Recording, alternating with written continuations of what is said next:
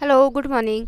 तो आज हम करेंगे क्लास 9 से एक्सरसाइज 2.4 का क्वेश्चन नंबर 5। ठीक है, 4 तक कंप्लीट हो चुका है एंड आई होप आप सबने अच्छे से पढ़ लिया होगा और कंप्लीट कर लिया होगा, अपना वर्क भी कंप्लीट कर लिया होगा और साथ में एग्ज़ाम की तैयारी भी कर ली होगी। तो अब हम क्वेश्चन नंबर 5 करते हैं।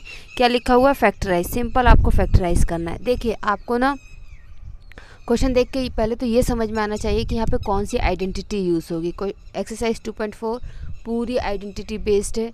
फैक्टराइजेशन जो आपका था, स्प्लिटिंग द मिडिल टर्म से क्वाड्रेटिक इक्वेशन का, ये आप ऑलरेडी 8th में पढ़ चुके हो। 9th में थोड़े से क्वेश्चन हैं उसके। Then factorization of cubic equation इस चैप्टर में इंपॉर्टेंट है और बाकी सारे फैक्टराइजेशन आपके आइडेंटिटी बेस्ड है। तो आपको ये देख के समझना है कि मुझे कौन सी आइडेंटिटी यूज़ करनी है। अगर नहीं समझ पा रहे हो तो ज़्यादा से ज़्यादा प्रैक्टिस करो जिससे आप समझ सको। अब यहाँ पे कौन सी आइडेंटिटी यूज़ होगी? देखिए क्या लिखा है, 4x² जिसको हम 2x होल स्क्वायर लिख सकते हैं, 9y² जिसको हम 3y होल स्क्वायर लिख सकते हैं, 16z² जिसको हम 4z होल स्क्वायर लिख सकते हैं। तो क्या हो गया, x² y² z²। फिर 2xy 2yz एंड 2zx। तो ये कौन सी आइडेंटिटी है आपकी? x plus y plus z whole square. ठीक है, ये वाली आपकी आइडेंटिटी यहाँ पे यूज़ हो रही है। सिंपल आपको क्या करना है, एक्स वाई जेड की वैल्यू निकालनी है और बाकी उनसे देखना है कि किस में नेगेटिव आएगा, किस में पॉजिटिव आएगा। उसके अकॉर्डिंग आपको वैल्यूज पुट करके डायरेक्ट लिख देना है और वही आपका फैक्टराइजेशन हो जाएगा। फाइन।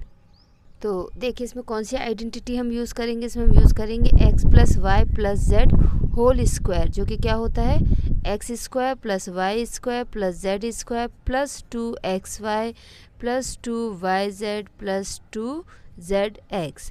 अब इसमें क्या है, आप x से इसको कंपेयर करेंगे तो आपका जो x आएगा वो आएगा 2x होल स्क्वायर, y जो होगा आपका होगा 3y होल स्क्वायर और z जो होगा वो आपका होगा 4z होल स्क्वायर। ठीक है, प्रॉब्लम किधर है? प्रॉब्लम आपकी यहाँ पर है, ये माइनस में है और ये माइनस में। तो देखिए माइनस में क्या है, इसको पहले आप अच्छे से समझ लीजिए। -24yz -16xz, इन दोनों में कॉमन क्या है? इन दोनों में ये जो z है ये इन दोनों में ही कॉमन है। इसका मतलब क्या है कि जो कॉमन होता है ना हम उसको माइनस में लेते हैं। ठीक है, जो कॉमन होता है उसको हम क्या करते हैं, माइनस में ले लेते हैं। ठीक है, तो यहाँ पे आपका z कॉमन है। आप यहाँ पे ध्यान से देखिए, -24yz में और -16xz में आपका ये जो z है ये कॉमन है, दोनों में कॉमन है। तो हम z वाला टर्म क्या करेंगे, माइनस में लेंगे। ठीक है, तो हमारी आइडेंटिटी के अकॉर्डिंग हमने पहले ये x y और ये z निकाल लिया है। क्या है, x की जगह 2x, y की जगह 3y और z की जगह क्या है 4z, लेकिन z किस में आएगा, माइनस में, होल स्क्वायर। ठीक है, ये इसमें कन्वर्ट हो गया। अब इसको आप सिंपली 2 बार लिख दो क्योंकि इसमें स्क्वायर है, क्योंकि उन्होंने बोला ना फैक्टराइज करो।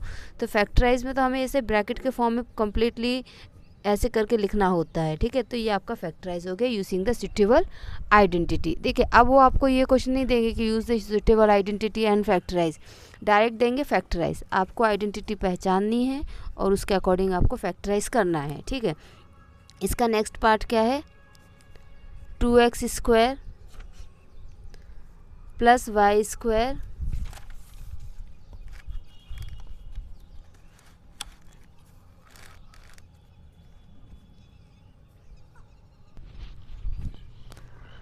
Plus 8z² -2√2xy plus 4√2yz and -8xz। अब इसमें आप देखिए कॉमन क्या है, यहाँ पर और यहाँ पर दो जगह माइनस है, दोनों में कॉमन क्या है, x।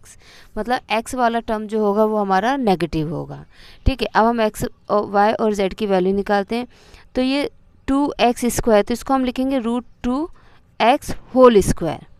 ठीक है, √2 का स्क्वायर करोगे तो 2 आएगा। y² का कोई प्रॉब्लम नहीं है, 8 का फैक्टराइज कर लोगे तो आपको पता चल जाएगा 2√2 इसका स्क्वायर रूट होता है, तो 2√2z होल स्क्वायर। और इनसे तो हमें कोई खास मतलब होता नहीं है, इनमें सिर्फ हम साइन चेक करते हैं और उसके बाद हम डायरेक्टली लिख देते हैं।